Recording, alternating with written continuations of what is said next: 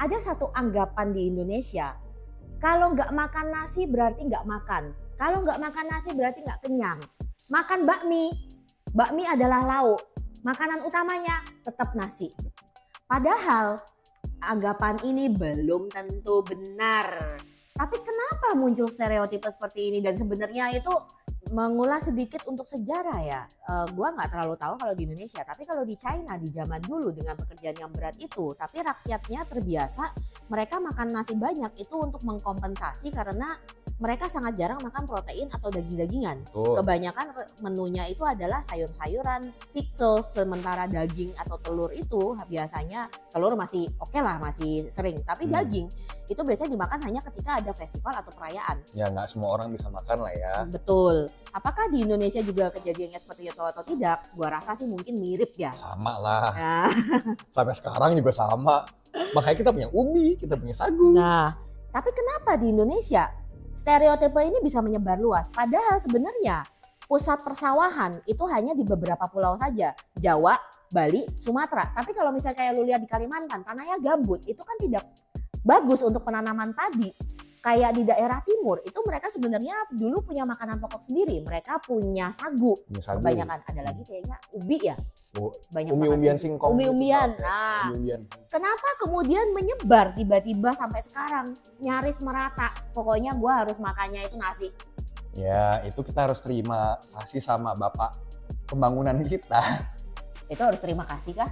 Ya, gue entah harus ngomong terima kasih atau gimana ya. Sebenarnya gini, in a way nasi itu bagus karena dia punya banyak vitamin-vitamin yang sumber karbohidrat lain tuh nggak punya.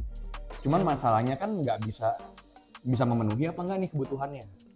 Ya bisa kan? Swasembada. Ini kalau kita ngomong supply demand ya, gitu ya. pangannya bisa apa enggak.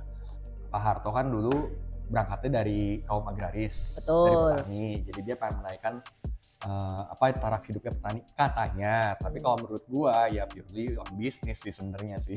Tapi memang benar di zaman beliau dulu kita itu sempat bersuasembada pangan. Betul. Permasalahannya propaganda nasi yang ketika itu berhasil. Ketika kita sekarang produksi nasinya menurun sampai kita harus impor, berarti kan sudah tidak bisa bertahan dan kita sudah sebaiknya mencari alternatif lain. Makanya itu sangat penting kita mematahkan stereotipe nggak makan nasi nggak kenyang.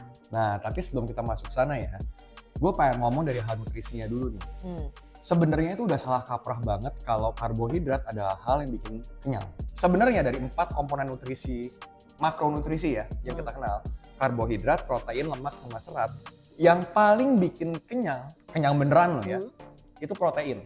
Kedua karbohidrat, ketiga lemak, keempat serat. Tapi serat ini unik. Dia bikin feels full. Ya. Gue jelasin satu-satu ya. Pertama, protein kenapa bikin cepet kenyang? Karena protein itu menaikkan hormon leptin. Hormon leptin ini yang bikin badan kita ngerasa kenyang. Dan menekan hormon ghrelin. Itu berarti hormon lapar ya? Hormon lapar.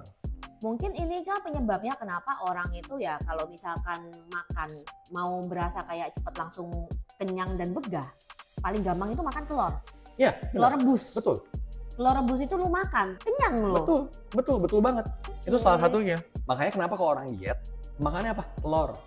Padahal telur rebus itu kalau kuningnya banyak kolesterol loh. Tergantung orangnya. Kalau dia oke-oke gak ada kolesterol, aman aja sebenarnya.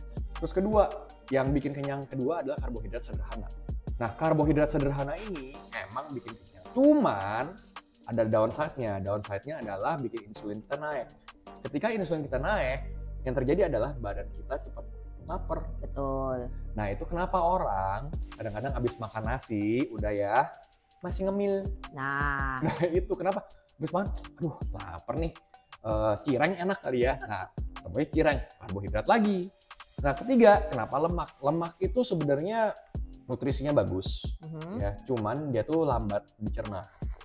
Dan jeleknya adalah kalorinya tinggi. Betul. Makanya orang-orang yang lagi, yang obesitas atau gimana, jangan makan lemak. Ya bener, kalori tinggi banget. Yang terakhir itu sebenarnya serat. Makan sayur. Cuman serat ini dipakai buat orang diet, kenapa? Dia itu dicernanya karena lama, di perut berasa penuhnya lama.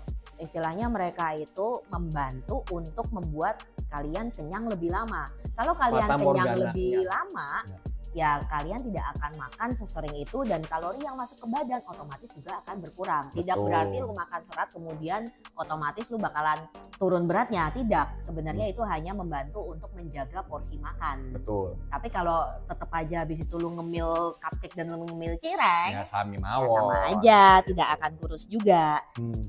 Tapi bagaimana kalau misalkan yang dimakan karbohidrat kompleks seperti kentang, ubi, dan lain-lain, atau mungkin beras merah yang dibilangnya dia lebih sehat? Karbohidrat kompleks itu adalah karbohidrat yang dicernanya lebih lama aja. Lebih prosesnya lebih lama. Jadi ini kalau ngomong yang orang-orang diet ya, kenapa dibilang karbo kompleks? Beras merah, kentang, ubi gitu kan. Sebenarnya kalau ngomong beras merah sama beras putih gitu ya, yang beda itu di serat sama kadar glikemiknya. Makanya buat orang-orang yang diabetes lebih disarankan pakai beras merah supaya insulinnya tidak spiking, tidak langsung naik, tidak langsung hyper. Nah, kalau orang-orang yang diabetes biasanya lu begitu makan nasi putih kambuh. Lagi pula nasi putih itu setiap 100 gram itu mengandung protein cuma 2 gram. Dan seratnya hampir tidak ada. Jadi kenyang dari mana? Kenyang dari karbohidratnya karena dia karbohidratnya juga simple kan, bukan kompleks. Jadi dicernanya tuh cepat sekali. Berarti memang ini yang ngebikin lu habis makan nasi putih. Kalau nasi putih yang kebanyakan, laparnya laginya itu cepat. Betul. Selain itu, untuk yang diet disarankan juga makan protein lebih banyak karena gua lupa istilahnya apa, tapi setiap nutrisi per gramnya itu kan butuh kalori dibakar untuk memproses. Protein itu adalah salah satu yang bakar kalorinya paling tinggi untuk memproses. Kalau nggak salah tiap 1 gram protein itu butuh 20 kalori untuk membakar habis. Sementara lemak itu yang paling sedikit. Kalau nggak salah tuh kayak cuma 6 kalori apa 3 kalori gitu dah. Sementara nasi itu sekitar 10-an belasan gitu.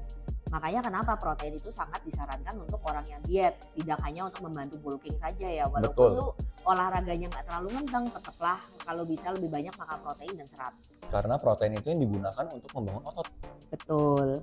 Tapi juga jangan habis nonton video ini beranggapan berarti kalau gitu nasi putih itu musuh. Enggak. Gini, buat orang bulking pun Anda nggak mungkin memenuhi kebutuhan kalori Anda hanya dengan daging. Bullshit, karena daging itu ya kalorinya juga nggak setinggi nasi dan kawan-kawannya.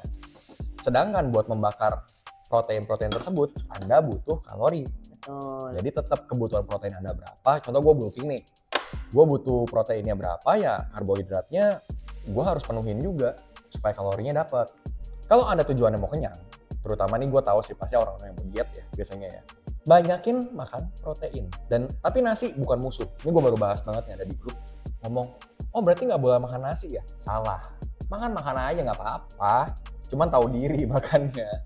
Atau kalian juga bisa mengganti karbohidratnya dengan yang lebih kompleks supaya dicernanya juga lebih lama, lebih membakar kalori, bisa kenyang lebih lama dan juga lebih sehat karena kadar glikemiknya juga lebih rendah. Dan satu lagi, kalau buat kalian yang mau diet 100% tolong potonglah sugar, terutama sugar proses ya yang minuman macam cola-cola, botol-botol, kaleng-kaleng. Nah itu kalau bisa di-cut. Kalau mau minum tehnya kayak kita nih, nggak pakai gula sama sekali Pak. Jangan es teh manis. Nah mau minum kopi, jangan latte, minumlah kopi Americano. hitam. Nah, Americano kopi hitam ya?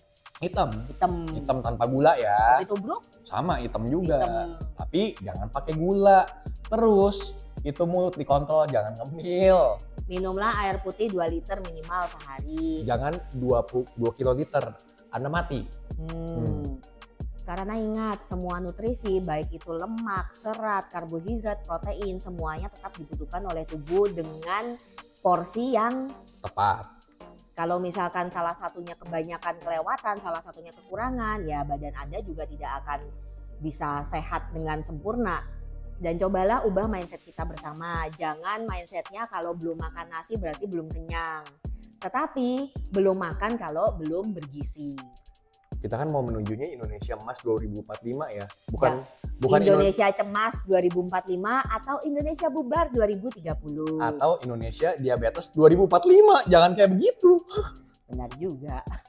Dan episode kali ini adalah bagian dari pesan layanan masyarakat menuju Indonesia yang lebih sehat, gaya hidup yang lebih sehat, Emas 2045. Nah itu nggak tahu kok Emasnya ya. Cuman kalau kalian suka video ini jangan lupa like, comment, subscribe, dan share video ini ke seluruh dunia. We're gonna see you on the next video. Bye-bye.